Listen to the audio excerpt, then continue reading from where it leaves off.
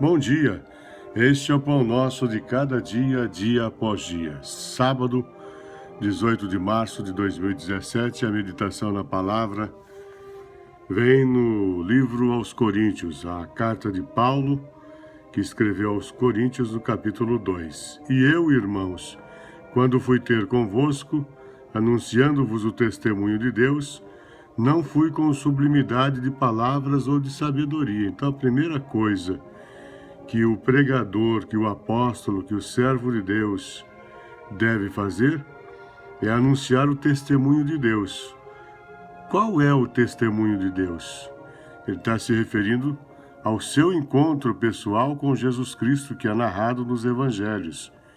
Quando uma luz muito forte resplandeceu, ele estava indo a caminho de Damasco para prender os cristãos, na condição de Saulo de Tarso, um homem de autoridade diante dos romanos. Então ele tinha o poder de prender os cristãos e executá-los também. E na hora que ele está indo para Damasco para cumprir a sua missão enquanto Saulo de Tarso, o Senhor Jesus se apresenta para ele no caminho, uma luz muito forte vem sobre seus olhos e ele perde a visão. Aquele que enxergava passa a cego, condição de cego. Aquele que conduzia passa a condição de conduzido. E alguém o leva para Ananias. E Ananias ora, coloca as mãos sobre sua cabeça e restitui a sua visão. E então Saulo passa a ser Paulo. E a sua história de perseguidor passa a ser perseguido e um instrumento que Deus usa com poder e glória para deixar cartas expressivas e maravilhosas como essa que lemos no dia de hoje.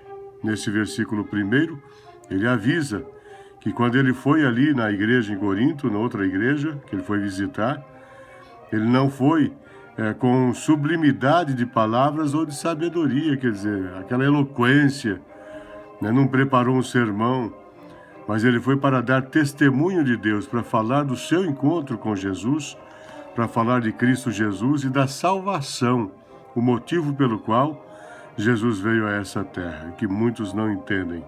Acham que ele veio para negociar com ele, para lhe pedir casa, carro, conforto, trabalho bom, casamento bom, quando o anúncio principal do Evangelho é o testemunho de Deus, é Cristo como Salvador, como Messias, o ungido de Deus.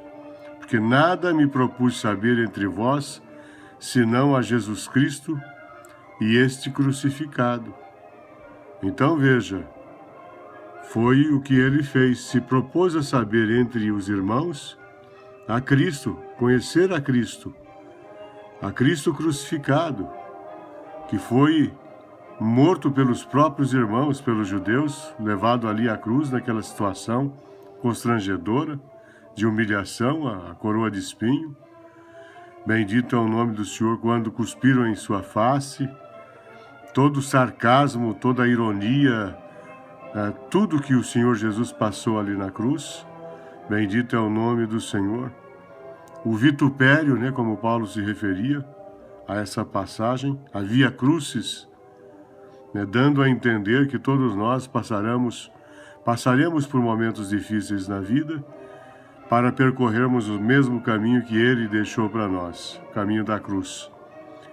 O caminho da cruz para Cristo foi crucificar a sua carne. E ele disse: aquele que não renunciar a si mesmo não é digno de me seguir. Então Jesus deixou a pista clara. Renunciar a si mesmo é justamente colocar o nosso corpo, a nossa carne na cruz. Ou seja, não permitir que dela venha sair algum poder para dominar sobre nós, mas deixar que o Espírito de Deus, o Espírito da ressurreição, no terceiro dia ele ressuscitou, venha dominar sobre nós e venha nos guiar rumo à eternal Sião, a Jerusalém celestial. E eu estive convosco em fraqueza e em temor e em grande tremor. Então eram 3 os estados de alma desse Paulo quando ele esteve ali. Primeiro, em fraqueza. Quer dizer, vendo que diante da força de Deus todo homem ele é fraco. O homem não tem força nenhuma em si mesmo. Diante da força de Deus, o homem deve se considerar como fraco. Bendito é o nome do Senhor. E assim era ele. Bendito é o nome do Senhor em fraqueza e em temor. Quer dizer, sabendo que o princípio da sabedoria é o temor a Deus.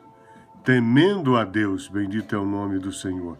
Então foi nessa circunstância que Paulo se chegou a Deus e se chegou ao povo para contar sobre o testemunho de Deus que é Cristo. E em grande tremor. Então veja, além da fraqueza, do temor, né, aquele respeito, aquela reverência por Cristo, bendito é o nome do Senhor. Tremor. Quer dizer, a palavra diz assim que a luz estremece as trevas. Então esse estremecer, esse tremor, é quando o homem de fato conhece Deus e sabe diante do grande poder que ele está. Você sabe diante do grande poder que você está? Você está diante do Todo-Poderoso, o Deus que criou os céus e a terra, o Deus que formou tudo pelo poder da sua palavra, pelo haja. Então você está diante de um Deus que pode fazer todas as coisas na sua vida. Então por que temer? Por que ficar com medo? Bendito é o nome do Senhor. Por que inseguranças?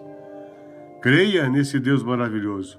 Peça para Ele. Tudo que pedires ao Pai em meu nome, Ele vos fará. Sendo para o bem da sua alma. Deus fará uma obra, deixará registrado no seu caminho uma grande vitória.